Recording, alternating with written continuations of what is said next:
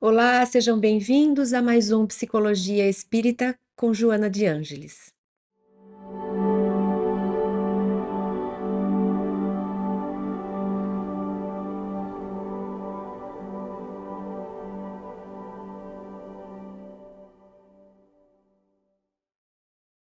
No episódio de hoje, Joana intitulou o capítulo de Jesus e Tolerância.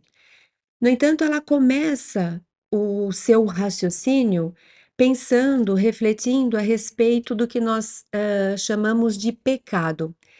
E essa palavra, esse conceito que é muito relacionado hoje com a religião, sempre que nós falamos de pecado, parece que tem um pano de fundo religioso.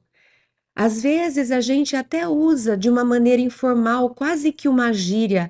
Ai, que pecado, derrubei uma coisa. Ai, que pecado, quebrou. Nesse sentido mais coloquial.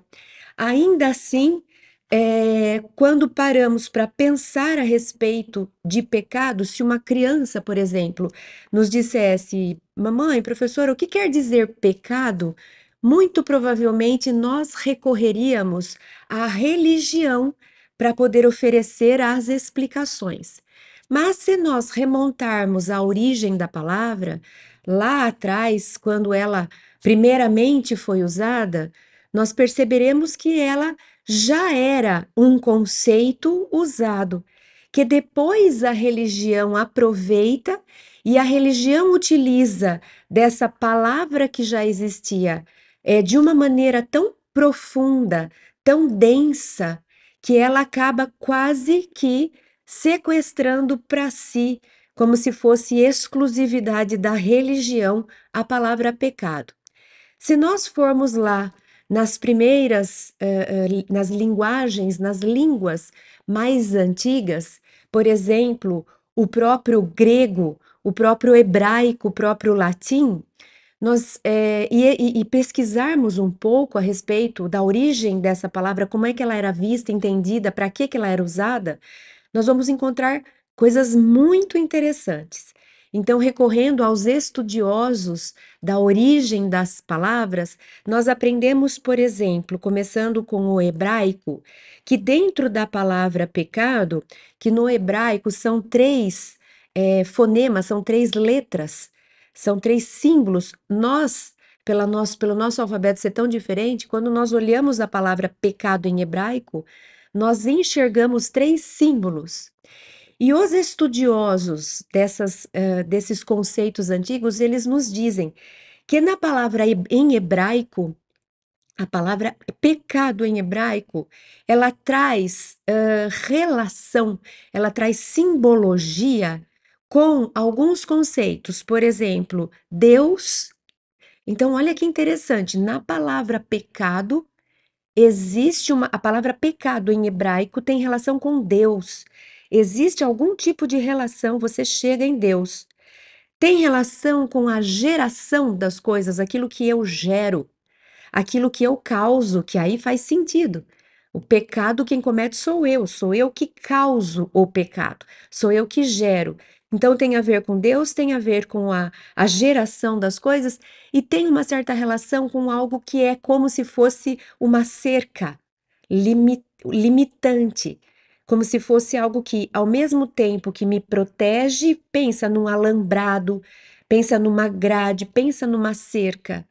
Ao mesmo tempo que ela te protege da invasão de ameaças externas, ela também te prende. A cerca, ela pode ser tanto algo que me protege da investida de fora, quanto que me impede de sair. Então, de alguma forma, existe uma prisão dentro das cercas. Quando a gente coloca um animal dentro de uma cerca, a gente diz: você não vai sair daí, meu filho. Você está preso, ainda que o lugar seja bonito, ainda que você vai ter alimento farto, ainda que você tenha água, ainda que você seja livre, você é livre dentro da cerca. Então, dentro da palavra pecado, lá no hebraico, nós vamos encontrar uma uma história que fala a respeito daquilo que eu gero, daquilo que me protege, mas ao mesmo tempo me limita, e dessa relação com Deus. Então veja como que vai ficando algo muito mais transcendente do que quando a gente diz pecado, parece assim: "Ai, cometeu um crime e vai pagar por ele".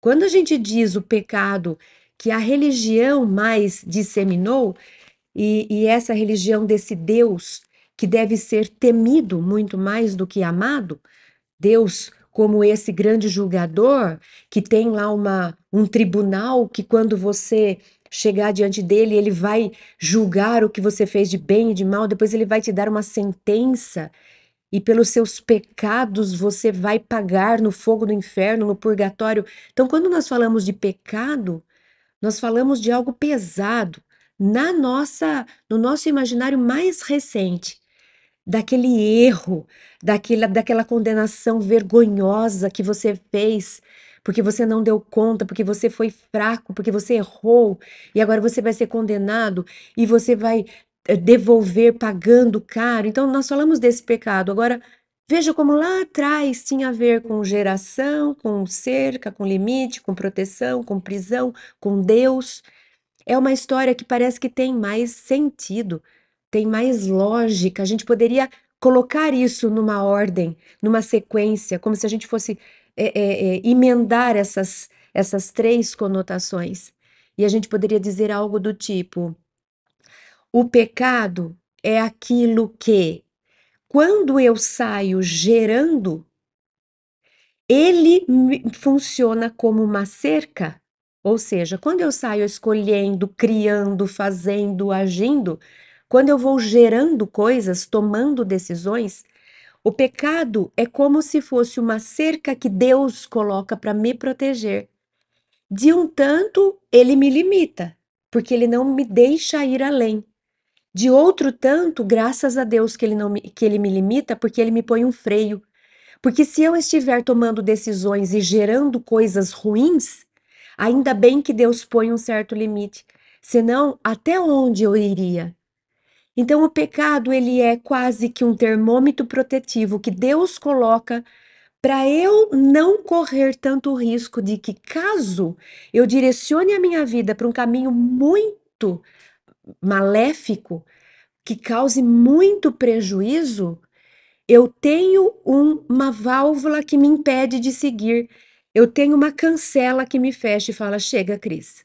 Chega, filha, acorda, para um pouco, sente aí o que você está gerando, deixa reverberar o que você está causando nas pessoas, para prestar atenção no mal, olha o seu rastro, presta atenção no que você está fazendo, que está tudo errado.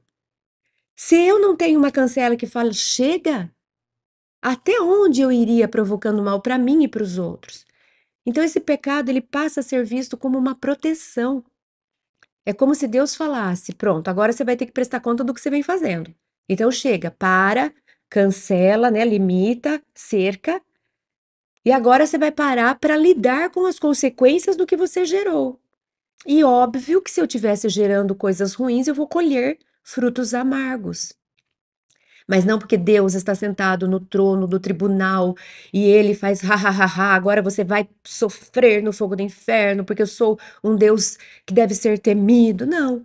É simplesmente porque ele está dando a chance da gente fazer um balanço. Porque a gente é tão acelerado que a gente não faz isso por conta própria. Santo Agostinho nos ensinou lá atrás, no Livro dos Espíritos, questão 919A. Para ao final de cada dia, para e passa em revista a sua consciência. Pergunte a si mesmo o que você fez durante o dia, que males você causou, se as pessoas têm algo a reclamar de você, que bem você teve chance de fazer e não fez.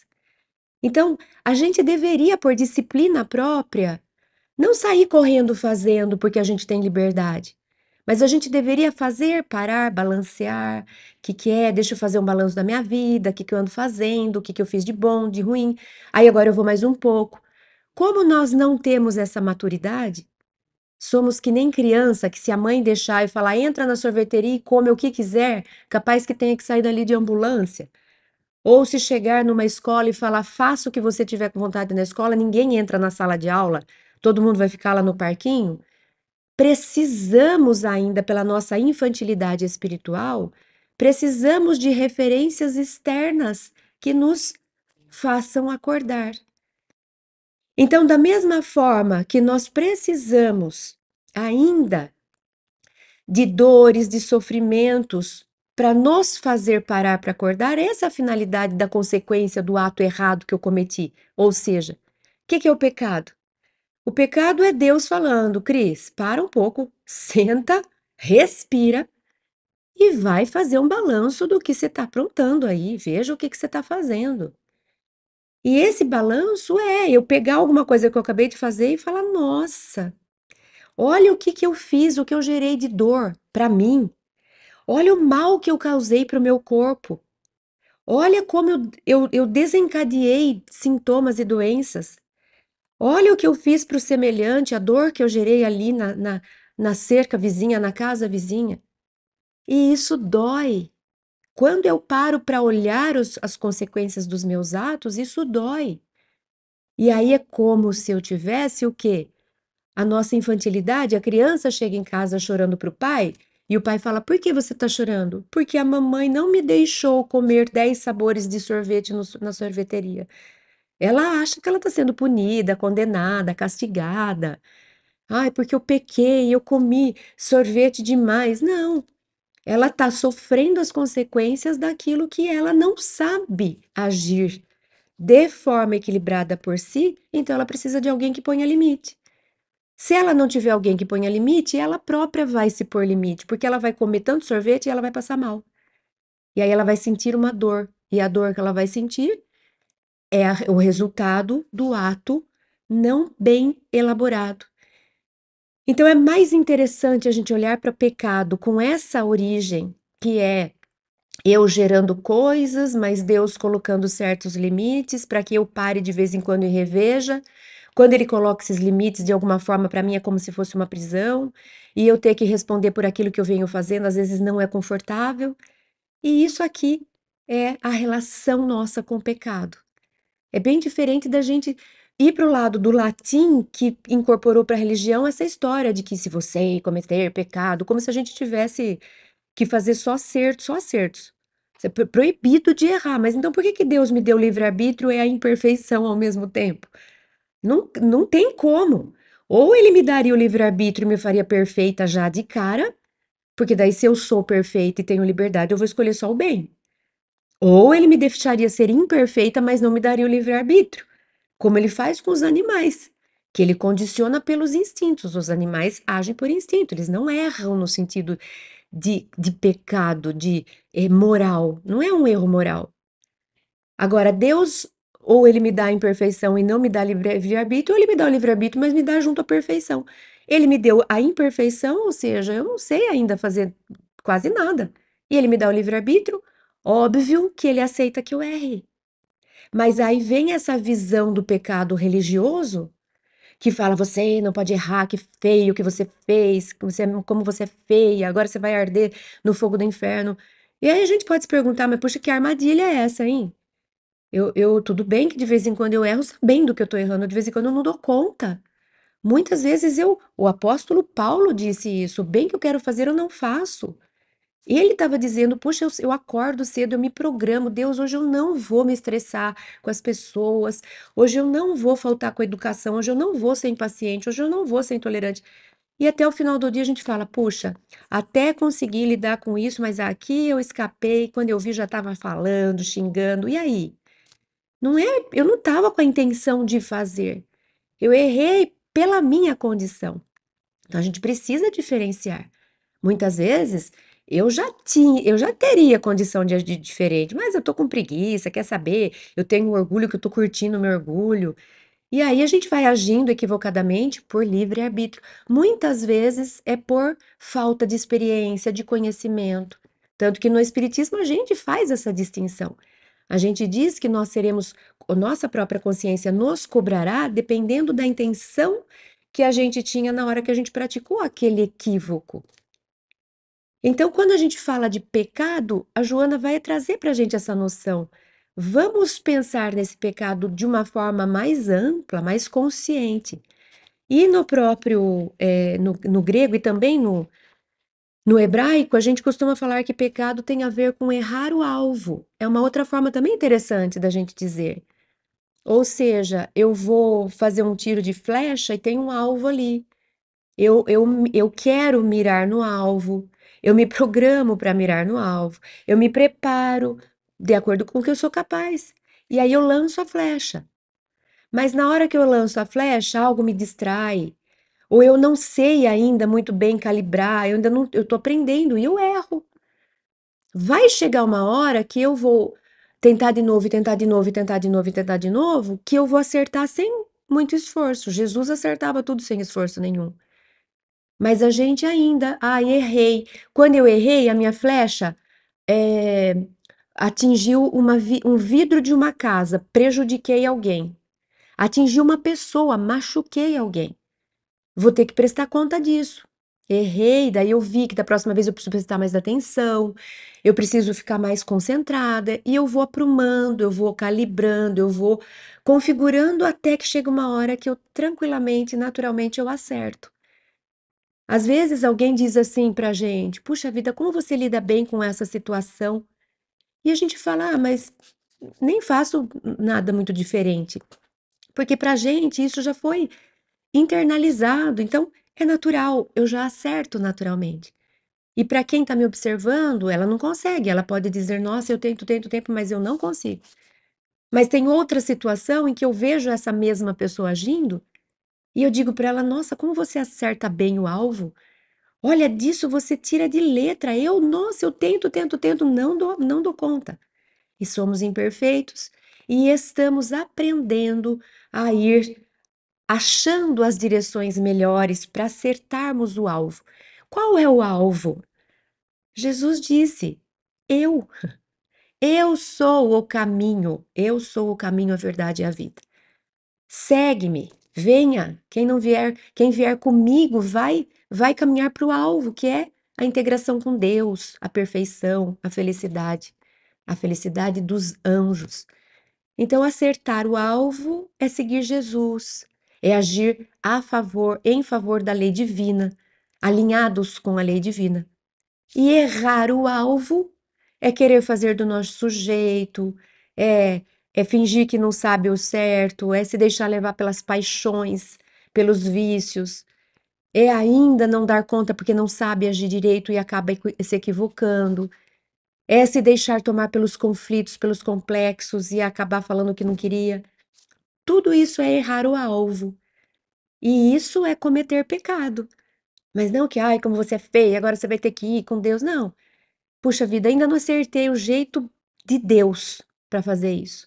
Ainda não consigo agir como Jesus agiria. Ainda estou pecando, errando o alvo. Ainda estou usando o livre-arbítrio dentro dessa cerca para fazer o que eu não deveria. Quando eu aprender a me calibrar, pronto. Aí eu não peco mais, porque aí eu sigo naturalmente as leis divinas. Então vamos entrar aqui em Joana, e no capítulo de Jesus e tolerância ela diz: o problema do pecado pertence a quem o pratica, que se encontra a partir daí em curso em doloroso processo de autoflagelação, ou seja, sou eu comigo mesma. Não tem um Deus sentado num tribunal com martelo para me condenar. É a minha consciência que vai me dizer: Cris, olha o que você fez para o seu vizinho. Uma hora eu acordo e eu consigo sentir a dor do outro. Por muito tempo eu causo dor e eu não me compadeço, não consigo ter empatia para problema dele que não soube se defender. Mas a gente vai crescendo, vai evoluindo, chega uma hora em que dói em mim tanto quanto se o mal que eu fiz foi para o outro ou foi para mim. Dói igual. Então, enquanto eu não chego lá, eu me equivoco e eu mesmo vou me conscientizando por meio da culpa. Eu me culpo. Então, o problema do pecado pertence a quem o pratica, que se encontra a partir daí em curso em doloroso processo de autoflagelação, buscando, mesmo que inconscientemente, primeiro, liberar-se da falta que lhe pesa como culpa na economia da consciência. Mesmo que de cara eu não consiga raciocinar e falar: já sei porque eu estou passando por isso, porque eu falei isso para outra pessoa, mesmo que eu não consiga fazer isso raciocinando conscientemente, inconscientemente algo fica lá me incomodando. No fundo, eu não fico bem. Ai, quando a gente diz assim, por exemplo, nas reuniões de desobsessão, puxa, espírito, você está causando mal para alguém, mas você não percebe que você não fica bem? E muitas vezes ele diz, ah, eu fico bem sim, mas não fica, não fica. Ele está exteriorizando uma energia ruim, densa, perturbada, senão ele não estaria ali. Ele para a vida dele, quem persegue o outro, quem se vinga, quem é obsessor do outro, para a própria vida para viver em função do outro. Agora me diga se isso é porque eu não tô com raiva e não tô perturbado e tô desequilibrado. É, porque o dia que eu tô de bem com a vida, livre, leve, solta, eu vou olhar para mim, para as coisas que eu gosto, eu vou estar com quem eu amo, eu vou procurar fazer coisas que me engrandecem, eu quero aprender, eu estou bem. Agora, se eu tô atrás daquele que me fez o mal, perseguindo, querendo me descontar, eu escolho estar com ele ao invés de escolher estar com quem eu amo, é porque eu não tô bem. Então, a própria consciência, ainda que eu diga, não, eu tô bem, o inconsciente lá no fundo tem algo que diz, você não tá bem. Você tá desequilibrada, descompensada. Presta atenção, né? E aí a Joana vai falar da culpa. A culpa é sombra perturbadora na personalidade, responsável por enfermidades soezes, causadoras de desgraças de vária ordem, esculpida nos painéis profundos da individualidade, programa por automatismos os processos reparadores para si mesma. Joana vive dizendo para a gente prestar atenção na culpa, substituindo ela pela responsabilidade. É diferente eu falar quem que fez esse equívoco? O culpado sou eu. Percebe que eu já estou dentro de um cárcere, aprisionado, paralisado. Agora, quem fez esse equívoco? Eu sou a responsável. A responsabilidade é minha. Então, o que que se espera? Que eu saia para arrumar. Olha como muda, ainda que no fim seja a mesma coisa. Quem fez esse equívoco, a culpa é minha. Parece que eu já sento e mereço a punição, mereço cárcere.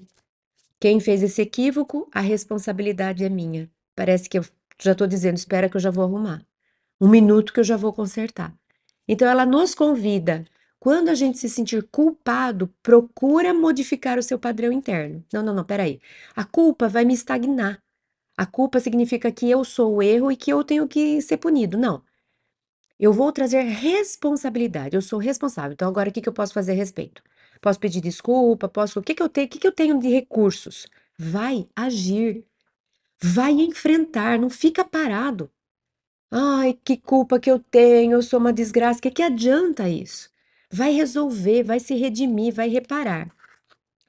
Mas ela fala aqui também dessa. Como se a gente fosse gerando, né, essas desgraças de vária ordem. E eu me lembrei de quando a gente fala da culpa, eu me lembrei do mito de Adão e Eva, porque é a primeira vez que a gente fala da culpa, né? Quando a gente fala de Adão e Eva, é a primeira vez que a gente fala que eles foram culpados. Então, analisando psicologicamente o mito de Adão e Eva, nós vamos ver que é uma descrição do desenvolvimento, da evolução da consciência, do psiquismo, do espírito. Existe uma era anterior à mordida na maçã do Adão e da Eva, existe uma era anterior em que eles estavam em perfeita comunhão com Deus e com a natureza. Quando que nós, em termos de consciência, de psique, de espíritos, estávamos em perfeita harmonia com Deus e com a natureza? Quando ainda éramos inconscientes, ou seja, os reinos animal, vegetal e mineral. Os animais estão em perfeita conexão com as forças divinas, eles agem por impulsão divina por meio dos instintos. Não é por eles em si. O macaco não acorda e fala assim: deixa eu ver hoje quem que eu vou prejudicar, porque eu tô com raiva do vizinho. Então, enquanto estamos inconscientes, estamos integrados em Deus e com a natureza. É é um único ambiente. Mas existe um momento em que a gente desperta para a humanidade. Existe um momento em que a consciência acorda e a gente passa a ter razão.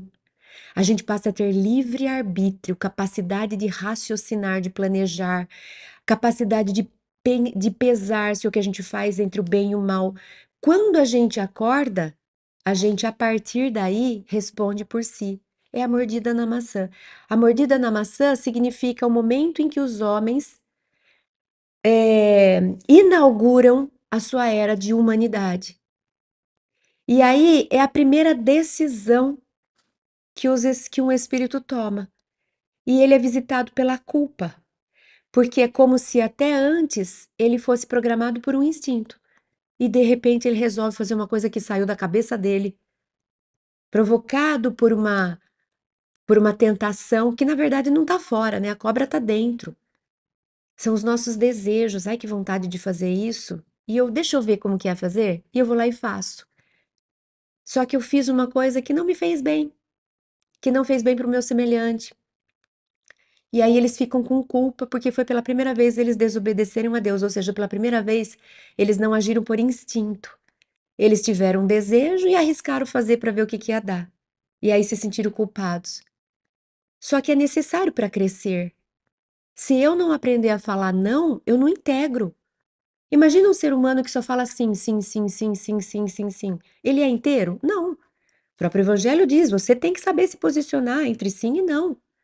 Você tem que saber o sim, sim ou não, não. Você tem que experimentar, você tem que ir lá e se posicionar para depois dizer: não faço mais isso.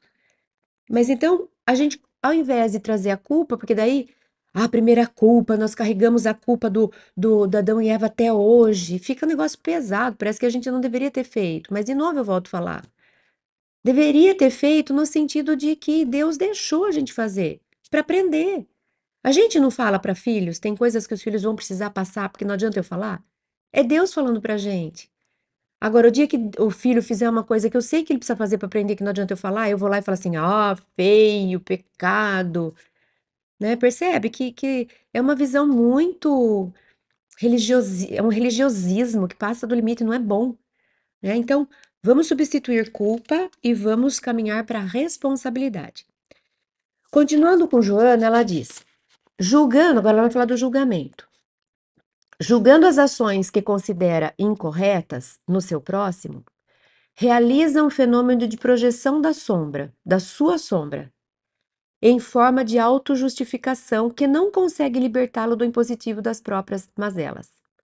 Na acusação, no julgamento dos erros alheios, deparamos com os propósitos escusos e vingança-prazer em constatar a fraqueza dos outros indivíduos, que sempre merecem a misericórdia que todos esperamos encontrar quando em circunstâncias equivalentes.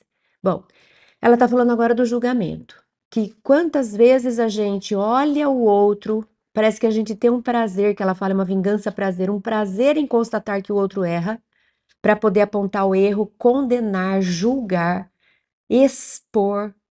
Parece que a gente tem um prazer mórbido. E ela vai dizer que esse prazer, ele tem origem num fenômeno psicológico que a gente chama de projeção. Na psicologia do inconsciente, a gente chama de projeção. Bom, então como que seria esse fenômeno da projeção?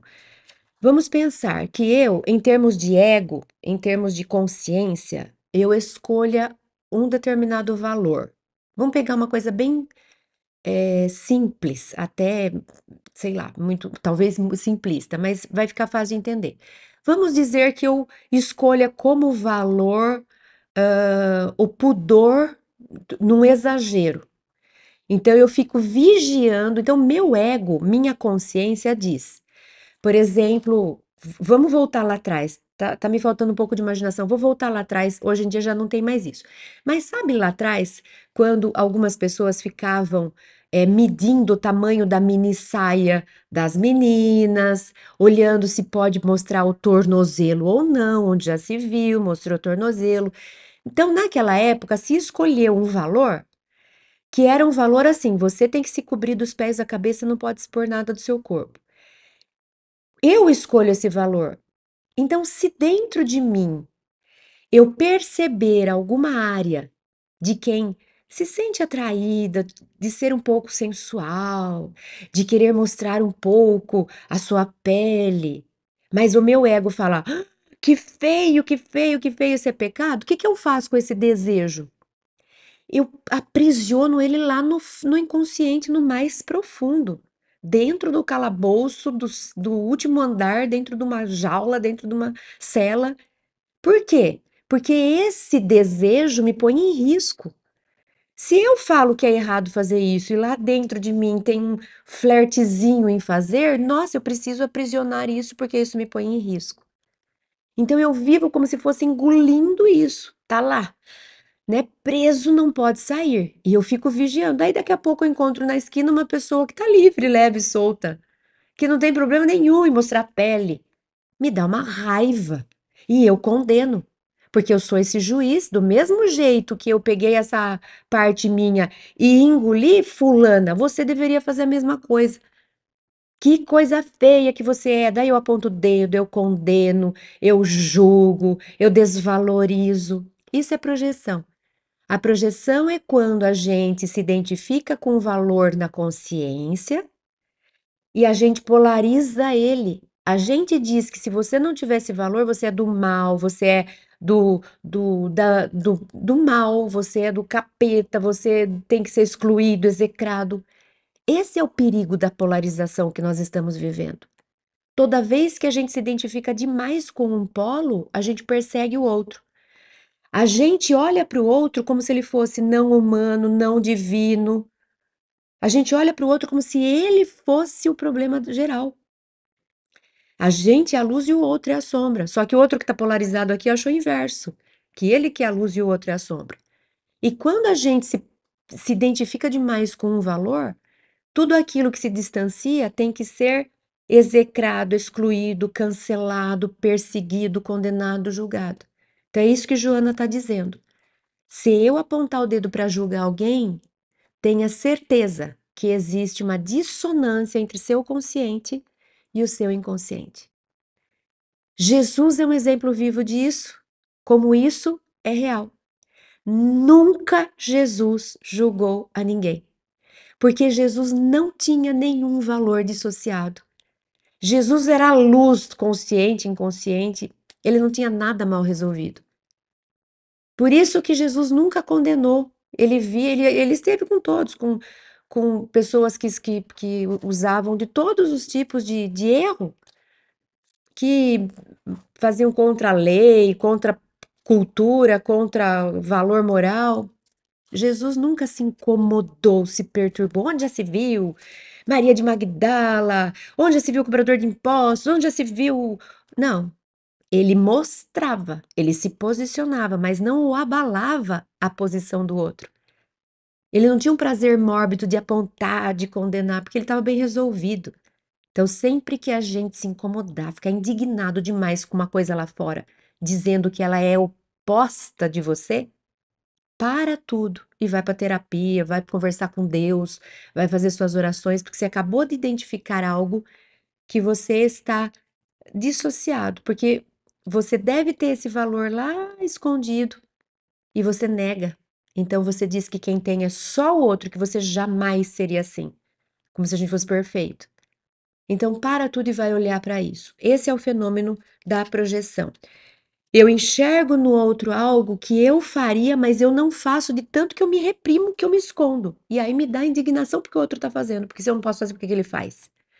E aí eu aponto, tá vendo? Descobri o mal. Eu não sou mal, não, porque ó, eu tô bem segura aqui. Eu pus um limite em mim, não deixo acontecer. É, então, Joana diz isso, que quando a gente julga os erros alheios, muito provavelmente é porque a gente ainda carrega a sombra disso em nós e não estamos resolvendo. Então, ao invés de olhar para dentro e fazer as pazes com isso, a gente finge que não tem, condena o outro e quer matar no outro, execrar, excluir, cancelar, fazer tudo isso, porque me dá raiva de ver esse valor lá na carinha dele, sendo que eu estou fazendo de tudo para fugir, para fingir que ele não existe em mim. Continuando, Joana diz: Jesus sempre foi severo na educação dos julgadores da conduta alheia. Certamente há cortes e autoridades credenciadas para o Ministério do Saneamento Moral da Sociedade. Desculpa, não é cortes, é cortes. Cortes no sentido de órgãos. Então, ela diz, certamente, há cortes e autoridades credenciadas para o Ministério do Saneamento Moral da Sociedade, encarregadas dos processos que envolvem os delitos e os julgam, estabelecendo instrumentos reeducativos, jamais punitivos, pois que, se o fizessem, incidiriam em erros idênticos, se não mais graves. O mestre estabeleceu a formosa imagem do homem que teve uma trave dificultando-lhe a visão e, no entanto, vê o cisco no olho do seu próximo. Ele próprio, diante da multidão aflita, equivocada, perversa, insana, em vez de julgá-la, tomou-se de compaixão e ajudou. Então, o que Joana está dizendo? Jesus foi severo. Não é que ele ficou olhando de tudo errado e ficou quieto, senão ele seria omisso. Ele estaria sendo cúmplice. Então, não. Mas ele fez sempre de um jeito que não foi punitivo. Então, ela diz: na nossa sociedade, a gente tem órgãos que são responsáveis por falar o que é certo, o que é errado, e, inclusive, por avaliar, tá na lei, não tá na lei, por até fazer condenações previstas na lei, mas no sentido de reeducar, deveria ser isso. Se existe alguma corte que está aplicando penalidades que não tem o fim de reeducar, mas tem o fim de se vingar, de punir, ele está cometendo moralmente um outro crime, se não pior do que aquele. Porque às vezes aquele fez o crime no auge da paixão e esse aqui está premeditado, porque ele está analisando. Então, Joana diz: a gente precisa analisar o mal. A gente precisa apontar o mal. Jesus apontou, não passou conivente com nada. Mas ele não fez de uma forma de punir, de se vingar. Ele fez de uma forma de mostrar que aquilo não era bom. Ele fez no sentido de se posicionar. Então, a gente precisa se posicionar.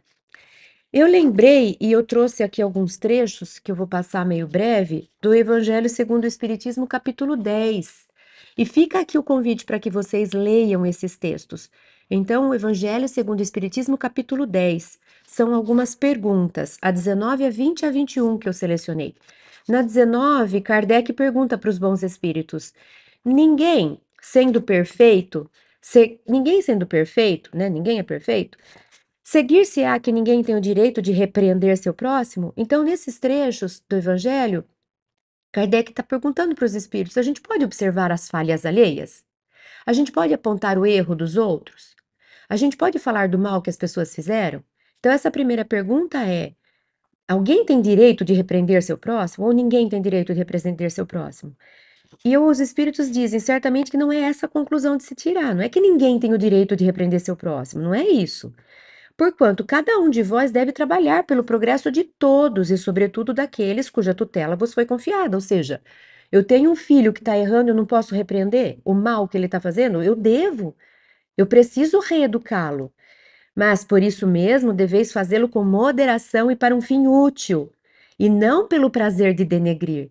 Eu vou fazer para mostrar um caminho melhor para o meu filho, não simplesmente para expor, para fazer ele sofrer, para me vingar.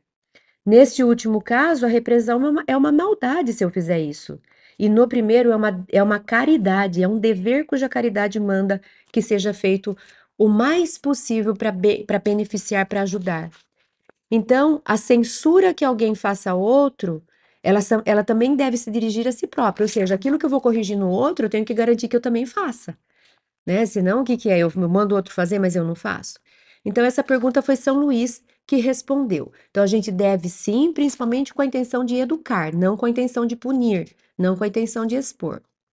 A pergunta 20, Kardec pergunta: será repreensível notarem-se as imperfeições do outro, quando daí nenhum proveito se possa resultar, uma vez que não sejam divulgadas? E aí eles respondem: tudo depende da intenção. É lógico que ninguém é defeso ver o mal. Quando ele diz: se você está vendo mal, você está vendo mal, não dá para fechar o olho e fingir que não está acontecendo, né? É inconveniente, por outro lado, só ver o bem. Por quê? Porque daí eu estou negando o monte de coisa que está acontecendo. Ah, eu finjo que eu não vejo o mal? Eu tenho que ver o mal, porque eu tenho que corrigir o mal. Então não é uma questão de você fechar o olho, virar a cara para você fingir que não vê, né? O erro está no fazer-se que a observação redunde em detrimento do outro, desacreditando na opinião geral. Então, assim, o que que é ruim? É eu contar para todo mundo que o outro tá errando, eu falar de um jeito que todo mundo fique sabendo, eu expor, eu fazer para denegrir, para desvalorizar. Não. Somos todos humanos imperfeitos. Eu vou corrigir você porque hoje eu tô vendo, amanhã pode ser você que me corrija. Então eu vou fazer com carinho, como se fosse para mim. Igualmente repreensível seria fazê-lo alguém apenas para dar expansão ao sentimento de malevolência ou satisfação de apanhar os outros em falta. Então, não é ser vigilante da vida dos outros. Sair olhando, mais fácil, né, do que ficar olhando para mim, eu sair olhando o que que os outros estão fazendo e apontando. Não é esse caso, né? Dá-se inteiramente o contrário quando, estendendo sobre o mal um véu para que o público não o veja, aquele que note os defeitos do próximo e o faça em seu proveito pessoal, isto é, para se exercitar em evitar o que reprova nos outros. Essa observação, em suma, não é proveitosa ao moralista, como pintaria os defeitos humanos se não estudasse os modelos. Então, o que que ele está dizendo? Vai depender da intenção. Se eu estou disfarçando um mal para não expor o outro, no entanto, eu vou chamá-lo aqui e falar: "Ó, o que você fez está errado", ótimo. Eu cuidei dele, para que que adianta ficar expondo na frente de todo mundo? Mas na intimidade eu pontuei. Agora, se eu joguei um véu para cobrir, para que ninguém perceba, porque ele é meu vizinho, porque eu tô encobrindo porque me beneficia, tá errado.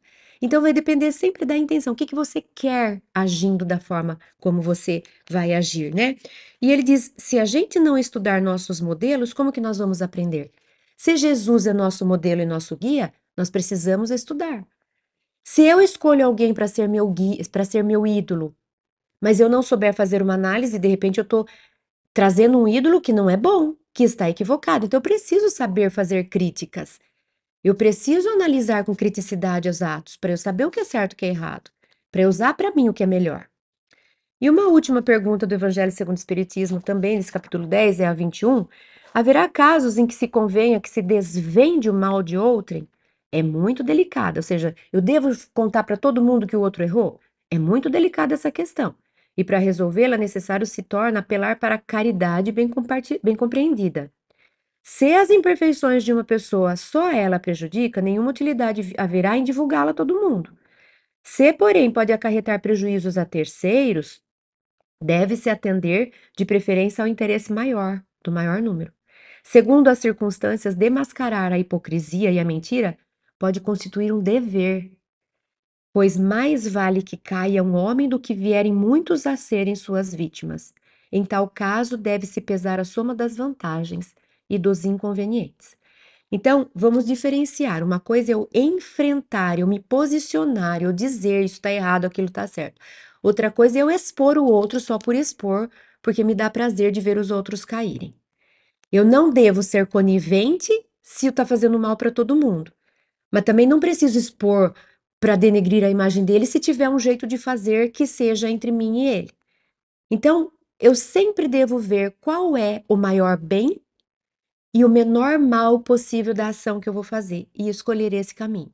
Não quer dizer que eu vou ficar quieta, também não quer dizer que eu preciso pôr no gritando para todo mundo o que está acontecendo, mas eu devo me posicionar sim, senão eu estaria compactuando com o mal. E o último trecho da Joana, voltando para o livro, ela diz, bonito o jeito que ela está terminando, indo para os finalmente, né? Tem compaixão de quem cai, a consciência dele será seu juiz. Ajuda aquele que tomba. Sua fraqueza já lhe constitui punição. Tolera o infrator. Ele é o teu futuro caso não disponhas de forças para prosseguir bem. Então ela chama a gente. Pense que você pode ser, você pode estar no lugar do outro amanhã. E haja com ele com o carinho, com o amor, com a caridade que você gostaria que praticassem com você. Tem um trecho de Mateus, no capítulo 5, item 25, em que ele fala: Concilia-te depressa com o teu adversário, enquanto estás no caminho com ele, para que não aconteça que o adversário te entregue ao juiz, o juiz te entregue ao oficial e o oficial te encerre na prisão. A gente pode trazer para o lado interno, como se eu fosse todos esses elementos do inconsciente e da consciência. Então, é como se eu pudesse dizer assim: olha, concilia-te depressa com seu adversário, que sou eu mesma, para eu não projetar. Se você tem áreas de sombra que você olha para dentro e não gosta do que você vê, ao invés de colocar isso numa prisão, reprimindo e sair apontando o erro nos outros, reconcilia-te com esse adversário. Reconcilia-te com o teu lado de sombra. Para quê? Para que esse adversário não te entregue ao juiz, que é a própria consciência, porque um dia eu vou me cobrar. Ah, Cris, você vive procurando cisco nos olhos dos outros. E agora que você percebeu que você tem uma trave no seu, quando a minha consciência me cobrar, eu vou me arrepender tanto do mal que eu venho praticando que eu posso me entregar para o oficial e para a prisão. Ou seja, eu posso gerar um conflito no inconsciente que vai me atrapalhar dali para frente. Eu posso instalar em mim a culpa. E a culpa vai me fazer olhar para mim como se eu fosse pior. Eu vou ter vergonha de mim. Eu não vou ter coragem de me valorizar. Eu vou ficar presa em mim mesma. Então, não é uma boa saída a gente sair apontando o erro lá fora. A melhor saída é a gente identificar o que em mim é sombra que enxerga o mal no outro, para eu valorizar, para eu iluminar aquilo que é meu, para que eu tenha olhos tolerantes, como eram os olhos de Jesus. Vamos refletir sobre isso. Então, tem compaixão de quem cai, aquele que ajuda aquele que tomba e tolera o infrator, porque nós podemos ser aquele que amanhã vai cair, vai tombar ou será o infrator. Obrigada pela presença de vocês e até a semana que vem, se Deus quiser.